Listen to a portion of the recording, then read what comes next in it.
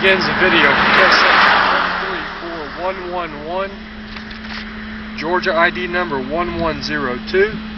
We're on US Highway 78, west of Athens, Georgia by about 10 miles. So selected for GPS 2, cell 33. We've got high traffic. No, we don't. We've got low traffic. We've got a low base thickness, low surface thickness, fine subgrade here on 134111. Open to traffic in 1980, and unlike many of the other test sections we've been observing so far, we've got some distress on this one, which I'll be showing and detailing a little bit later on. This was originally submitted as a GPS 1 project. Underneath the asphalt concrete base, which is 6 inches thick, we have a 12-inch graded aggregate base.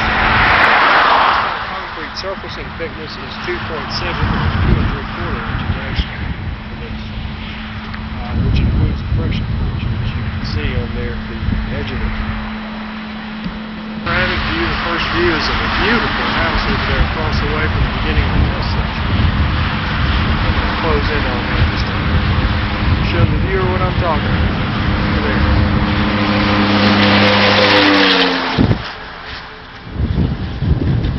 It's lovely here in the spring. Around counterclockwise, see a sign for Mars Hill Road, which is back behind us, about 800 or 900 feet. Just looking at it, I can tell off the plans later on. It's running back around. You can see Mars Hill Road back there, which is at the curve. We're just beyond the end of the curve here, and we're put back to normal crossing years.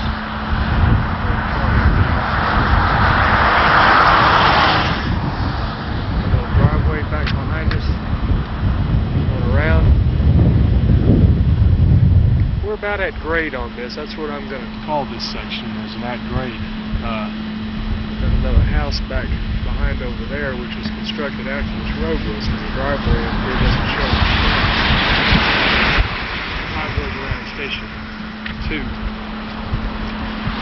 And you can see the markings for the other stations along the way, which you may not be able to see at the rest of the next one. The curve is milepost 6. This test section begins approximately at milepost 5.8.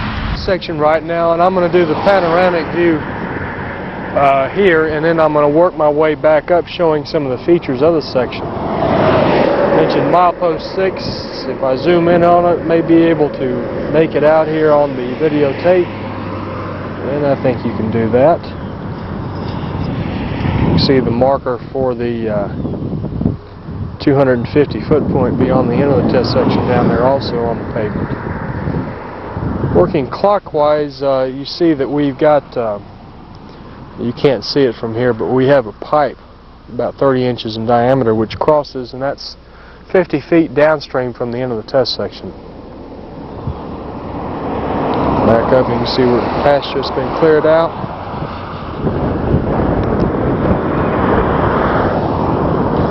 Looking back up on the test section. Now looking across, you see the house again.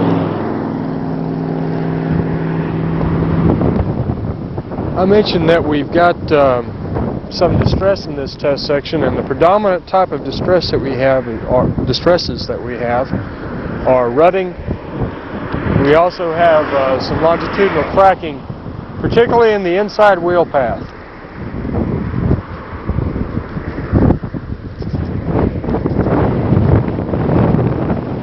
Try to show some of it when the traffic gives me a chance. See, we're around station 4+25 right here, and you can see a transverse crack which is beginning to make its way across the pavement here. Set a quarter down to show the width of the crack. Still tight enough to be referred to as low severity.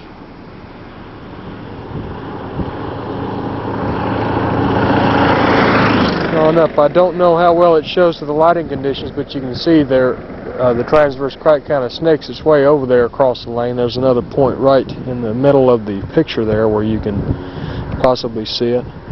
I'm kneeling down here trying to show at a low angle the rutting.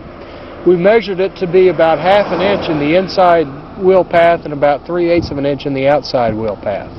And that seems like it's pretty consistent throughout the length of the test section. This is the longitudinal cracking I was mentioning a little bit earlier in the video. It's in a line that almost makes it look, or makes one suspect that it's a gouge in the friction course instead. But upon closer examination you can see that it is indeed a crack. Got my quarter down.